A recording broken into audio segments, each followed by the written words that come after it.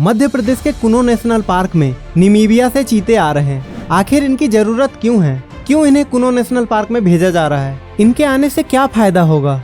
चीते के आने से किस तरह की कमी पूरी होगी? इस तरह के कई सवालों के जवाब आपको इस वीडियो में मिलने वाले हैं। तो दोस्तों, स्वागत है आप सभी का हमारे चैनल मिस्टीरियस थिंग्स में। अगर आप इस चैनल पर नए हैं तो हमारे चैनल को सब्सक्राइब करें और बेल आइकन को प्रेस करना बिल्कुल न भूलें। तो आइए जानते हैं इन सारे सवालों के जवाब। चीता दुनिया का सबसे तेज भागने वाला जानवर है। उसकी अधिकतम गति 120 किलोमीटर प्रति घंटा की रफ्तार है। 1948 में खुले जंगल में 3 चीतों का शिकार किया गया। जगह थी छत्तीसगढ़ के कोरिया जिले का साल जंगल। 1952 में चीतों को विलुप्त घोषित कर दिया गया। घोषणा स्वतंत्र भारत के पहले वाइल्ड लाइफ बोर्ड मीटिंग के बाद की गई थी। 70 साल तक देश में चीते नहीं थे। फिर अचानक चीतों को भारत लाने की क्या जरूरत पड़ गई?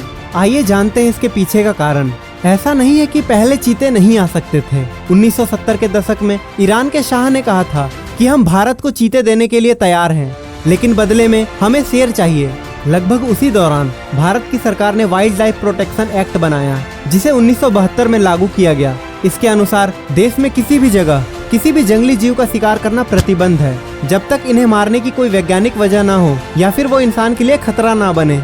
इसके बाद देश में जंगली जीवों के लिए संरक्षित इलाके बनाए गए, लेकिन लोग चीता को संभवतः भूल गए। असल में इसकी आवाज उठी साल 2009 में, जब wild life trust of India ने राजस्थान के गजनेर में 2 दिन का इंटरनेशनल वर्कशॉप रखा।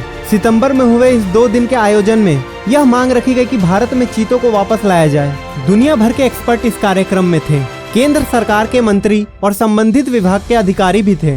कहा गया कि 4 राज्य हैं जहां पर चीतों को रखा जा सकता है, यानी उत्तर प्रदेश, गुजरात, राजस्थान, छत्तीसगढ़ और मध्य प्रदेश।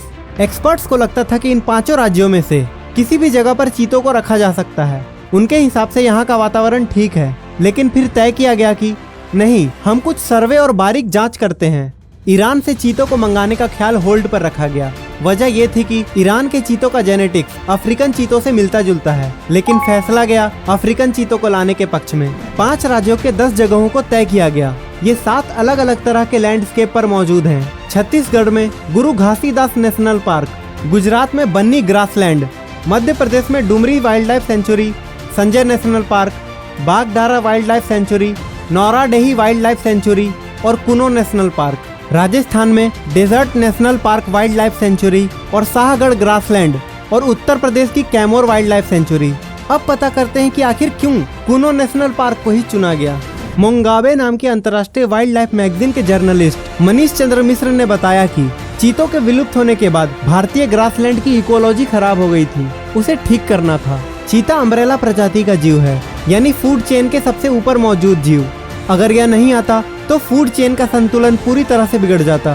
कुनो नेशनल पार्क इसलिए चुना गया क्योंकि वहां पर चीतों को खाने की कोई कमी नहीं है, यानी पर्याप्त मात्रा में शिकार करने लायक जीव हैं। चीतल जैसे जीव काफी मौजूद हैं, जिन्हें चीते पसंद से खाते हैं। साथ ही इस इलाके में पर्यटन बढ़ेगा, लोग चीते को देखने आएंगे, राज्य को भी फायदा होगा। चीते को ग्रासलैंड यानी थोड़े ऊंचे घास वाले मैदानी इलाकों में रहना पसंद है, यानी वातावरण में ज्यादा उमस ना हो, थोड़ा सूखा रहे, इंसानों की पहुंच कम हो, तापमान बहुत ठंडा ना हो, बारिश ज्यादा ना होती हो। सभी बातों का ध्यान से विश्लेषण करने के बाद पता चला कि कुनो नेशनल पार्क अफ्रीकन चीतों के लिए सबसे उपयुक्त जगह है। यहाँ पर चीतों के सरवाइव करने की संभावना सबसे ज्यादा है। कुनो नेशनल पार्क 748 वर्ग किलोमीटर का इलाका है, जिसमें इंसानों का आना जाना बेहद कम है। यहाँ इंसान नहीं रहते हैं। इस नेशनल पार्क का बफर एरिया 1235 वर्ग किलोमीटर है। पार्क के बीचों बीच कुनो नदी बहती है। पहाड़ियाँ हैं जो बहुत तेज ढाल नहीं है। यहाँ का अधिकतम औसत तापमान 42.3 डिग्री सेल्सियस रहता है और न्यूनतम तापमान 6 से 7 डिग्री सेल्सियस। इलाके में साल भर में 760 मिलीमीटर बारिश होती है। कुनो नेशनल पार्क में पहले करीब 24 गांव थे, जिन्हें समय रहते दूसरी जगहों पर शिफ्ट कर दिया गया। ग्रामीण अपने मवेशियों के साथ दूसरे स्थानों पर चले गए। ये सारे काम 1998 में ही पूरे हो चुके थे। जाते जाते ग्रामीणों ने अपनी बिल्लियां और कुत्तों को भी यहाँ जंगल में ही छोड़ दिया था। करीब 500 के आसपास ये जानवर भी चीते के शिकार बनने लायक हैं। किसी भी नेशनल पार्क में किसी बड़े शिकारी जीव को तब लाया जाता है जब शिकारी की संख्या के अनुपात में शिकार मौजूद है। इसके साथ ही नेशनल पार्क का आकार भी जोड़ा घटाया जाता है। चीते का शिकार आमतौर पर वो जीव होते हैं जिनका वजन 60 किलोग्राम के आसपास होता है। इन सारे गणित और एनालिसिस के बाद एक्सपर्ट के मुताबिक कुनो नेशनल पार्क में 21 चीतों के लिए शिकार है, यानी इतने चीते आ सकते हैं। किसी भी देश से दूसरे देश की जंगली जीवों का प्रत्यार्पण करते समय कुछ खास बातों का ध्यान रखा जाता है। पहला कि जिस देश से चीता आ रहा है, क्या वह देश लगातार कुछ सालों तक चीतों की सप्लाई करता रहेगा? चीतों का जेनेटिक्स कैसा है, व्यवहार कैसा है, उम्र सही है या नहीं, लिंग का संतुलन कैसा है, रहने लायक जगह की स्थिति, शिकार के प्रकार आदि से एडजस्ट कर पाएगा या नहीं।